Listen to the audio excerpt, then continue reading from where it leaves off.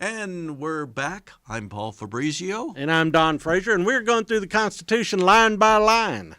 What a crazy endeavor that was. Crazy endeavor, but we're discovering a lot of stuff. Were we drunk when we did No, I think we're No. as sober as a deacon, as they say. Right. But you know what I'm enjoying about this process is that we're discovering stuff. Yeah. I mean, it's like going through your attic. I forgot I had this. The Constitution as the attic. The American attic. I thought that was the Smithsonian.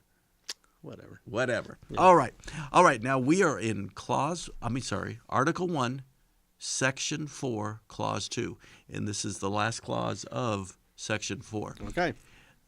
The Congress shall assemble at least once a year, and such meetings shall be on the first Monday in December, unless they shall by law appoint a different day.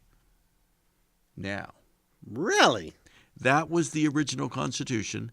This was changed by the 20th Amendment to the Constitution, approved in 1933. Do I have a beef with the 20th? No, you only have a beef with the No, I was about to say, I'm sure there there's might other be ones I others don't too. like, Well, you probably don't like. I'm a paleo-constitutionalist, man. So, the 20th Amendment had a different meeting time, and it set up January 3rd. As opposed to before Christmas, they let them get after Christmas. Right. Now, what I've never been able to figure out, and I'm hoping you can help me, Mr. Historian here. Good luck. Why did they set up meetings in December or later in January? Travel was difficult. You had to get to D.C. Why would you want to spend winter in D.C.? First of all, because it's winter and not summer in D.C. Okay, true. And the crops are in. So it's after harvest and before planting. Okay. And we're an agrarian society back then. That's true. Okay. So that would be my best guess. I bet we could back it up with a footnote if we had to. But yeah, I think that these guys are all by and large going to be farmers at that point, or at least they're thinking in those terms. So when do you finish farming? And it's usually November, I guess? That's right. And you're also back from any sort of commercial voyages you might have. Mm-hmm. Your business books are all being wrapped up.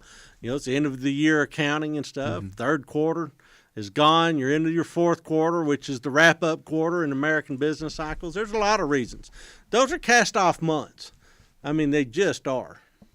But it would still be difficult because the weather can still be pretty horrid at that point. It would still be difficult to get to D.C. Yeah, it'd be tough, but once you're there, you're not having malaria or yellow fever or other things like that. It was the only livable time in Washington, it's probably the healthiest season in that swamp of a capital. Yeah, tell us a little bit about D.C. at that time. Well, I mean, it's muddy, a lot of standing water.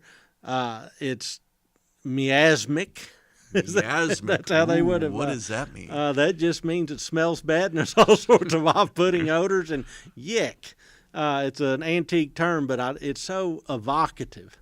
You know, this place stinks. There's a strange miasma here, and so that's kind of it. I mean, anybody that's ever taken a school group to D.C. understands that you got to do it by spring break, because if you try to do it in the summer, you will be suffering. And so it makes sense. It's probably the most livable time in D.C. Wow.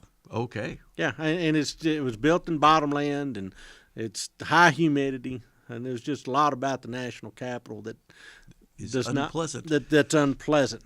Thank God for air conditioning today. Well, and think of how different it would have been if the capital had stayed in New York City. Mm-hmm. Then all of a sudden they might have said, well, we would like to meet at a time that's convenient to the opening of the Broadway shows or something like that, because you got to do something. Hey, the stock market's right over there. That's exactly right. So these guys are going up to an unpopular location or an uncomfortable location at an uncomfortable time. So this is real sacrificial service to the nation, for starters. Yes. And they're also not having to compromise their own personal business interest and their own personal interest back home. So it actually makes an awful lot of sense to me. And the idea is that they get together, and they're required under the Constitution, as I read, to meet once a year. Yeah. So you get together December. Maybe you can finish their business. Couple of weeks. maybe even a little longer if you have to, if there's some emergency, and get out of there. You would start planning again in springtime, I assume. Yeah. So think about that. Doesn't even have to be a long legislative session. Yeah. Gavel them in, gavel them out. There you go. And, of course, that lets the president do what he wants the rest of the time. Well, but he's stuck there in Washington, D.C. Amidst the miasma. The miasma. I just remember the story of, I was reading a biography of Andrew Jackson, and the trip that he made to be sworn in as president. Yeah. And he was coming from Tennessee. It was the farthest anybody had come up to that point to become president. And it was like a 6-week journey. Oh, there's stumps in the road. Yeah. I mean, it's just a nightmare. Yeah, this was just tough. So, and I guess that's part and parcel of this.